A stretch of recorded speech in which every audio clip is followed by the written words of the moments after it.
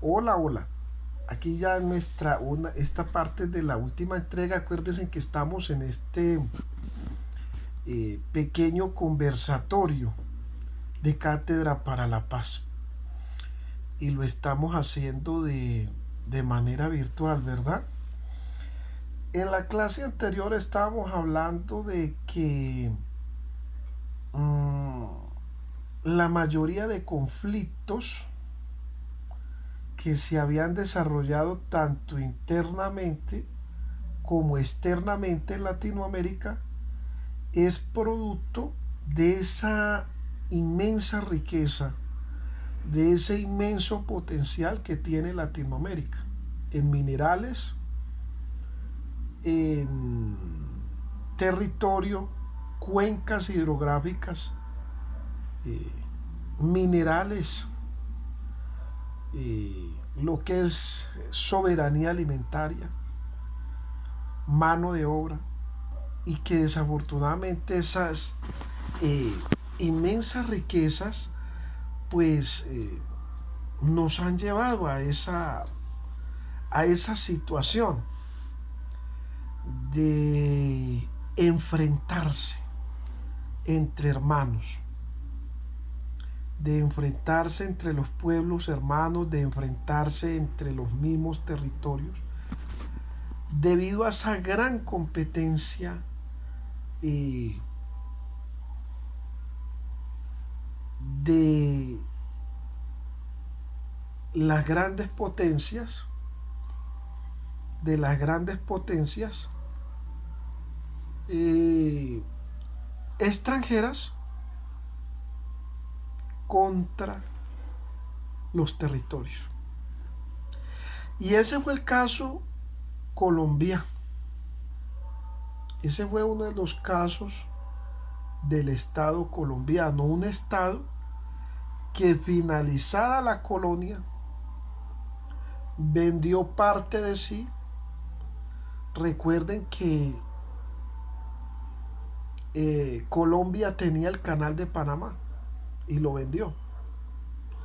Sí, lo vendió. Y luego de que vendió el canal de Panamá, internamente, es decir, el Estado colombiano, fueron llegando unas empresas multinacionales que se aliaron con actores políticos, eh, con grandes terratenientes de la época y sometieron a un nuevo colonialismo a las personas que quedaban en el medio. Entonces, por ejemplo, en el caso de las minas, traían negros del África, explotaban el oro, se lo llevaban, pero luego los territorios quedaban sin nada, quedaban en inmensa pobreza, en un inmenso dolor y no tenían derecho a nada. Con la tierra pasó lo mismo. Las hectáreas de la tierra que tenían las personas para sembrar, para cultivar, fueron tomadas por la ganadería, por los grandes terratenientes, y para proyectos como la palma de aceite, las cuales fueron especies extraídas, se produjeron a gran escala y el campesino o la familia rural se vio evocada al hambre, al dolor y al abandono estatal. Cuando iban a reclamar la tierra, les negaban la entrega de la tierra. Cuando iban a sembrar, les prohibían sembrar, pues los obligaban a trabajar para las grandes multinacionales. Y eso llevó a que se gestaran ese abandono institucional llegó a que se gestaran pequeños grupos insurgentes alzados en armas que luego se conformaron en lo que fue los movimientos guerrilleros o las guerrillas. Y Colombia se fue llenando en todo el territorio nacional de movimientos guerrilleros bajo lo que conocemos como el derecho internacional, que es el derecho a hacer la guerra, ¿sí? Ante un Estado opresor, ante un Estado que los había abandonado, ante un Estado que había hecho perfidia, ante un Estado que no los había reconocido, estos campesinos o estas personas rurales formaron o conformaron grupos que dentro del derecho internacional humanitario les dio la facultad de hacer la guerra o de vivir en la insurgencia. Nacen entonces así varios grupos o varios movimientos guerrilleros que comienzan a luchar por el Estado, contra el Estado, por varias consignas políticas. Dentro de esas consignas políticas estaba el derecho a la tierra.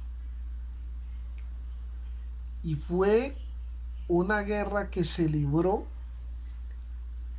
o que se ha librado durante casi 50 años, donde nunca los fusiles en Colombia se han silenciado, sino que ha sido permanentemente, han caído colombianos desde candidatos presidenciales hasta militantes, docentes, y ha caído todo tipo de persona producto de este conflicto que lleva ya más de 50 años.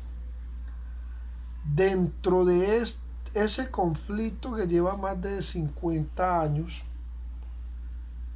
se vio una salida en el 2016 con los diálogos y la firma de los acuerdos de paz. Se vio una pequeña salida a ese conflicto que nos ha recorrido por más de 50 años. Esa pequeña salida o esa salida quedó consignada en unos acuerdos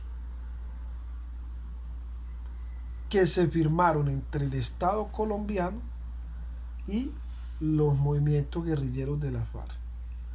Ahora, entendiendo que solamente ese es un movimiento, un solo grupo, que hay otros grupos a lo largo del Estado de los 50 años que ha recorrido Colombia, han habido otros grupos con asentamiento ideológico, político e insurgente, como el ELN, ¿sí?, del cual recordamos mucho al padre Camilo Torres, que vamos a tener la oportunidad de hablar de la biografía de él, de la historia de él y lo que pasó, y hablar de la historia de este movimiento guerrillero que es el ELN, pero hoy solamente vamos a hacer una introducción.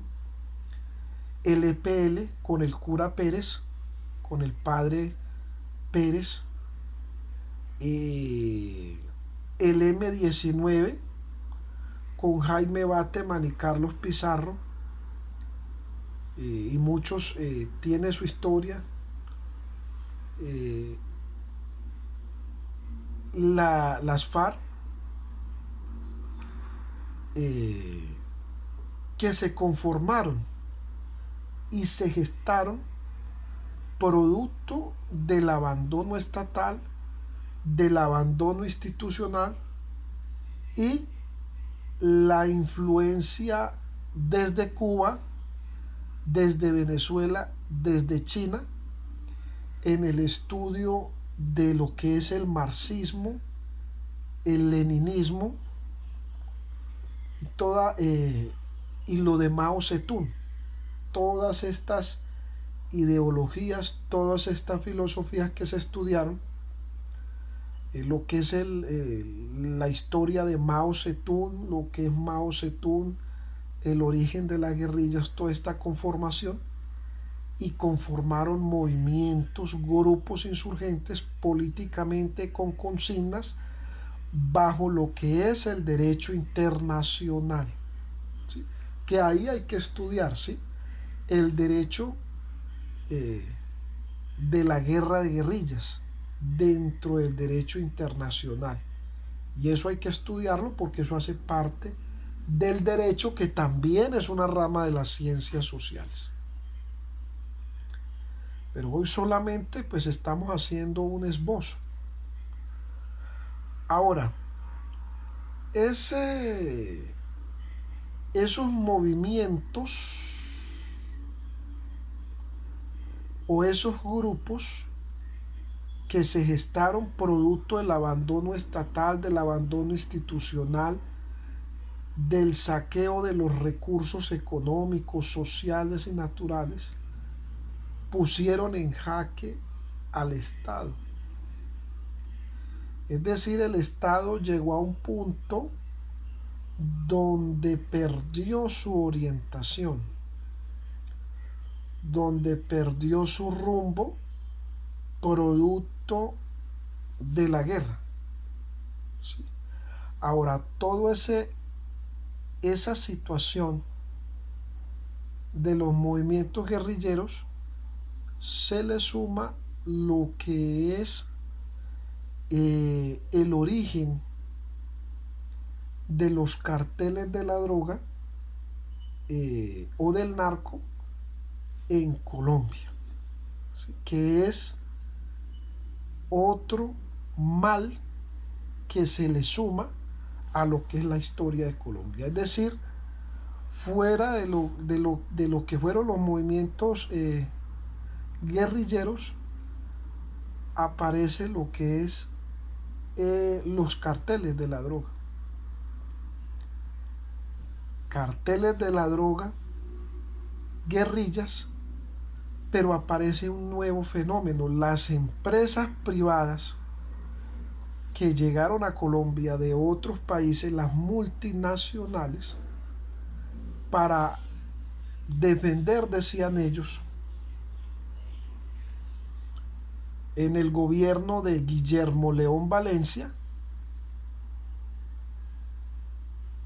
se empezaron a gestar unos grupos privados financiados por la banca privada, por la empresa privada, grupos de seguridad, y aparece que también hicieron sus consignas políticas y tuvieron un desempeño político. Aparece entonces lo que es el paramilitarismo. ¿Sí? Entonces fueron tres puntos álgidos que golpearon a Colombia en lo que fue el conflicto armado. Entonces, las guerrillas, el ELN, el EPL, las FARC, el M-19, guerrillas que se formaron bajo el derecho internacional humanitario en la insurgencia, y que cada una de ellas tiene una ideología, un origen, una historia política y una historia en las armas, la cual vamos a ver. Pero también se formaron grupos de paramilitares respaldados por eh, las empresas privadas internacionales, por algunos actores políticos y por las mismas personas del territorio. Entonces, esos grupos también se gestaron producto del abandono institucional, del abandono social y de la ausencia estatal. Esos grupos. Ahora, a esa situación se le suma lo que fue los carteles del narco, los carteles de la droga, que se desarrollaron en el Estado colombiano y que llegaron y pusieron en jaque al Estado colombiano con diversas situaciones. Entonces, todo ese conflicto que en el cual ha estado Colombia sumergida durante tantos años, se le dio una salida militar desde la operación Marquetalia. El presidente Guillermo León Valencia inició las primeras operaciones militares buscando darle a esa solución de las guerrillas una solución, una respuesta militar, en donde esa operación Marquetalia fracasó. La operación Marquetalia fracasó y lo que dio fue aumento a otros frentes guerrilleros, y aumentó el número de frentes guerrilleros. Belisario Betancourt, presidente de Colombia, buscó darle una solución diferente a la que se le había dado al conflicto, de darle una solución a través del diálogo, es decir, no solamente darle una respuesta militar, sino darle una respuesta a través del diálogo, a través del diálogo. Inició lo que fue en Casa Verde unas conversaciones, unos diálogos que finalizaron en una amnistía para el M-19,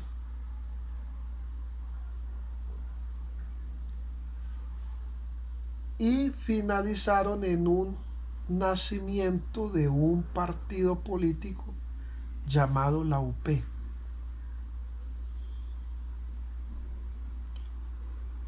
Nacimiento de un partido político llamado la UP. Dentro de todo esto, producto de que los movimientos guerrilleros se habían tomado las instituciones. Se tomaron, por ejemplo, el Palacio de Justicia. El actual presidente de Colombia, Gustavo Petro, hizo parte de los que se tomaron el Palacio de Justicia. De ese grupo insurgente, el M-19, que se tomó a sangre y fuego las instituciones jurídicas de Colombia. ¿Sí? Dentro de esta cátedra de la paz voy a leer los nombres de todos los magistrados asesinados allí, a sangre y fuego. Personas que habían estudiado en grandes facultades de derecho y que fueron muertas allí, que eran inocentes, muchos de ellos. Personas que trabajaban como escribientes. Todo ese día fue un desangre de la justicia que las universidades y las facultades de derecho tienen que recordar. El holocausto del Palacio de Justicia fue la debacle, fue un rompimiento constitucional de una de las ramas del poder público, donde todo quedó sepultado en llamas y donde todo quedó destruido. Donde personas como el actual presidente, Gustavo Petro, pensaron que era a través de las armas, que era a través de disparándole a magistrados, abogados, a personas que habíamos estudiado derecho, que habíamos estudiado en las facultades de derecho, que era disparando y matando a estas personas como se iba a conseguir la paz de Colombia. Entonces, ese fue un gran error que surgió durante este tiempo. Ya seguimos con la clase.